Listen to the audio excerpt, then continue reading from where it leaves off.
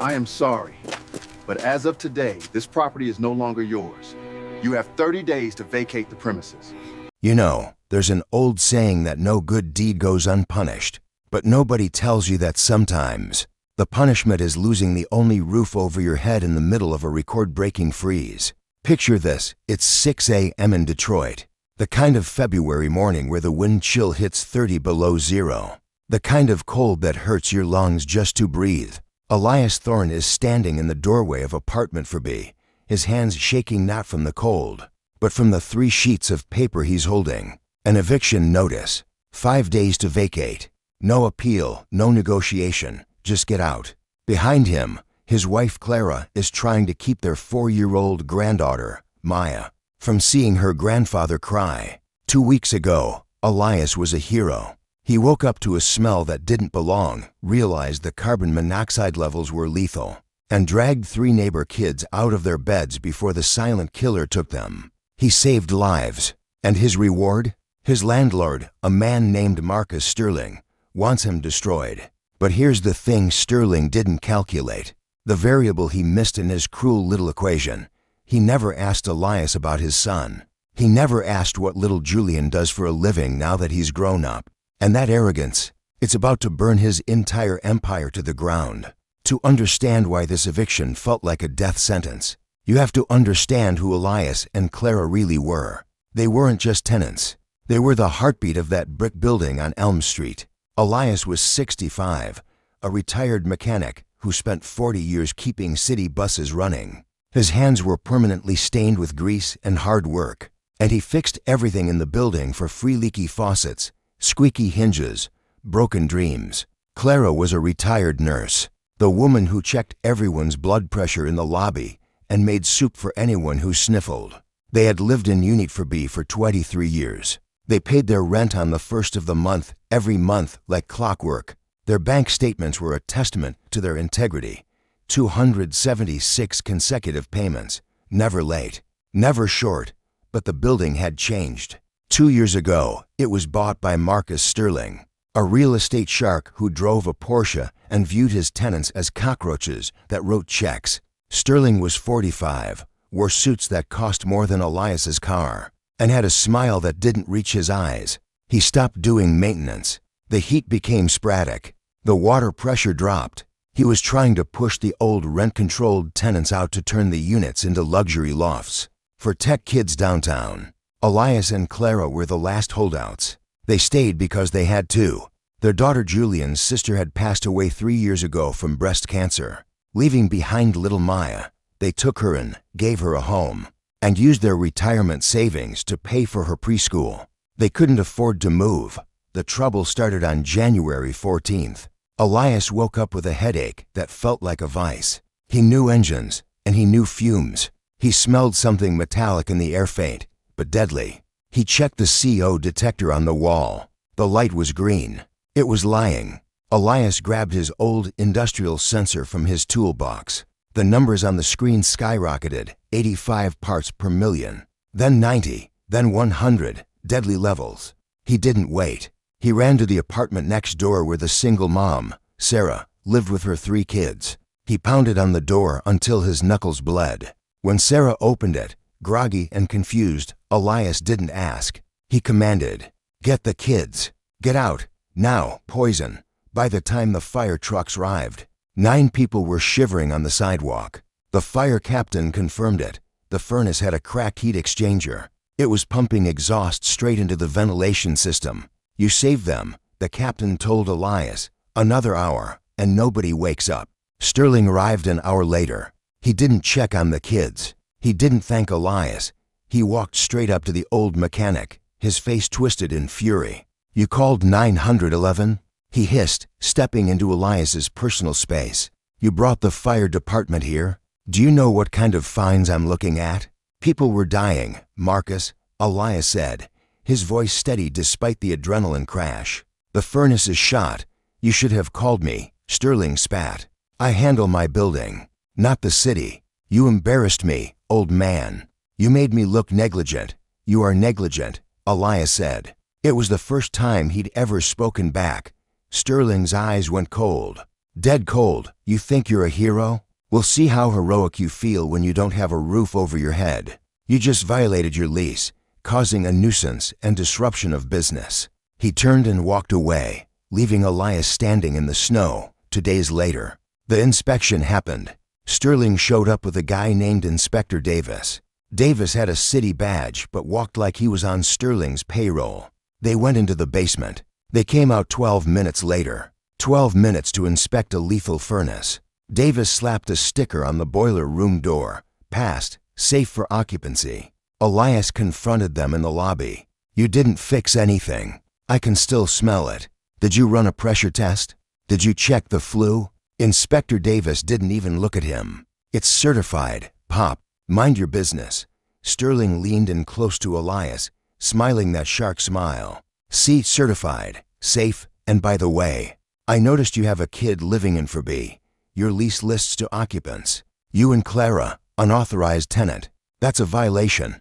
You told us it was fine when Maya moved in, Elias argued. Panic rising in his chest. We shook hands on it. I don't recall that, Sterling said, checking his Rolex. And my lease requires written consent. You have 5 days to cure the violation or vacate. She's 4 years old. Cure the violation? You want me to throw my granddaughter out? I want you to follow the rules, Sterling said, turning to leave. Or get out of my building. That brings us back to the morning with the eviction notice. 5 days, a blizzard warning in effect. No money for a deposit on a new place. Elias sat at the kitchen table, feeling his chest tighten. He felt small. He felt powerless. For 65 years, he played by the rules, and now the rules were being used to strangle him.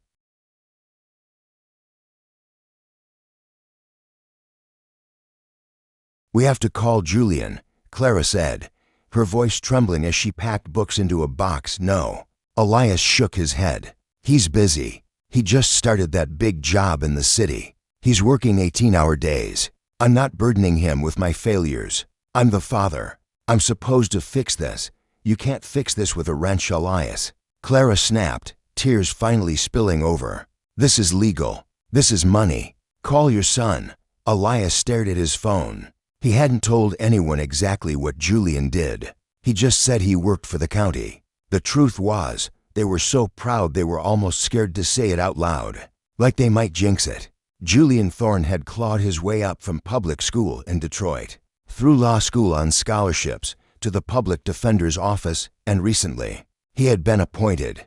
But Elias didn't want to be the dad who called for favors. But then he looked at Maya, coloring a picture of a sun that didn't exist in the gray sky outside. He swallowed his pride. He dialed, Dad. Julian's voice was crisp, professional, but softened instantly when he heard his father's breathing. Everything okay? No, son, Elias whispered. We're getting kicked out. Sterling served us papers. He says Maya is unauthorized. And the heat. The furnace is leaking CO, but he paid off an inspector. We have nowhere to go. There was a silence on the line. A long, heavy silence. Send me the papers, Julian said. His voice had changed. It wasn't the voice of a son anymore. It was the voice of thunder rolling in from the distance. Send me the eviction notice, the lease, and take a picture of that inspection sticker. Do it now, Julian. I don't want you to get in trouble at the new job. Dad, Julian cut him off. I end the job. Send the papers. Elias sent them. He didn't know that miles away, in a high-rise office with a view of the frozen Detroit River, Julian Thorne was unbuttoning his collar and picking up a secure line. He didn't know that his son wasn't just a lawyer anymore. Julian Thorne was the newly appointed circuit court judge for the housing division, and Marcus Sterling had just walked into a trap he couldn't even see. But Sterling wasn't going down easy. He escalated. The next day, the heat in apartment for B was cut. Just for B maintenance issue, Sterling claimed via text. It was -10 outside. Elias and Clara huddled in the living room under 3 blankets, running a space heater that barely made a dent. Maya was coughing. Then came the harassment. Sterling hired a security guard to stand outside their door, a guy the size of a fridge, who just stared at them every time they left. Intimidation. He wanted them to self-evict before the court date. He wanted them broken. Elias's chest pain got worse. That night, he collapsed in the hallway. The stress, the cold, the fear, it was too much for his heart. Clara screamed. The ambulance came. As they wheeled Elias out, Sterling was in the lobby, watching. He didn't look concerned. He looked annoyed that the stretcher was blocking the elevator. "Make sure you take all your stuff," Sterling called out as the doors closed. "You're not coming back." At the hospital, the doctors stabilized him, a minor cardiac event. Stress-induced. He needed rest.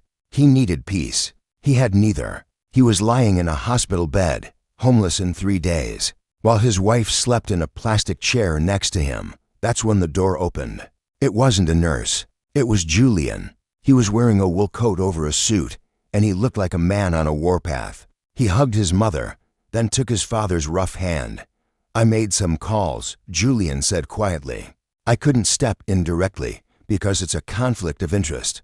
I can't be the judge on my own father's case, so I had to do this the hard way. I called a friend. Her name is Elena. She's an environmental engineer. And I called a guy named Marcus.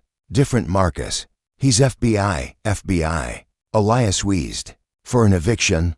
"Not for the eviction, Dad. For the bribery." Julian pulled out a tablet. "Sterling is sloppy. He thinks he's untouchable. He paid Inspector Davis via wire transfer from his business account, labeled it consulting. And Elena went into the building an hour ago with a thermal imaging drone and industrial sniffers. The CO levels are at 120 parts per million. The furnace isn't fixed. He just put duct tape over the crack. He's going to kill someone," Clara whispered. "No," Julian said, his eyes hard. "He's not. Because tomorrow is your hearing." Sterling pushed for an emergency eviction order. "He thinks he's going to walk into court, waive his lease, and throw you on the street while you're in this hospital bed. I have to go." Elias tried to sit up. "I have to be there. You stay here." Julian pushed him back gently. "Mom will go. And I'll go. I won't be on the bench, Dad. I'll be in the gallery. But trust me, the judge knows who I am. And more importantly, she knows who Sterling is." The morning of the hearing, the courtroom was packed. Sterling had filed eviction notices against 3 other families in the building too, trying to clear the whole floor. He stood at the plaintiff's table, looking bored, checking his phone. He had a slippery lawyer in a cheap suit who was joking with the bailiff. Clara sat at the defendant's table alone, her hands clasping her purse so tight her knuckles were white. She looked small, defeated. Sterling glanced at her and smirked. He thought he had already won. "All rise," the bailiff shouted. Judge Sarah Vance walked in. She was known as the Hammer in the circuit. Zero tolerance for slumlords. Zero patience for nonsense.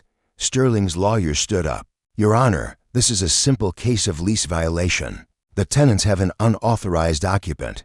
We have served proper notice. We ask for immediate possession." Judge Vance looked over her glasses. "And the tenant's defense?" Before Clara could speak, the back doors of the courtroom swung open. It wasn't dramatic, but the change in the room's air pressure was instant. Julian Thorne walked in. He wasn't wearing his robes, but he was wearing the aura of authority that comes with them. He walked past the bar, past the gallery, and sat directly behind his mother. Sterling turned around to see who had entered. He squinted. He didn't recognize Julian. He just saw a man in an expensive suit. He leaned to his lawyer. "Who's that?" "I don't know," the lawyer whispered. "Maybe a public defender?" Judge Vance looked up. Her eyes locked with Julian's. She gave a microscopic nod. Then she looked at Sterling. "Mr. Sterling," she said, her voice deceptively calm, "I have received an amicus brief regarding this property. It seems there are some conflicting reports regarding the safety of the unit. The unit is certified safe, Your Honor," Sterling said, waving the fake inspection paper. "Inspector Davis signed off on it personally." "Interesting," Judge Vance said, "because I have a report here from the FBI stating that Inspector Davis was taken into custody this morning for accepting bribes." Sterling froze. The color drained out of his face so fast he looked like a wax statue, and Judge Vance continued, picking up another document. "I have a sworn affidavit from a structural engineer stating that your building is currently a biological hazard zone due to carbon monoxide." And finally, she paused, leaning forward. I have a note here that the defendants are the parents of the Honorable Judge Julian Thorne, who is sitting right behind them.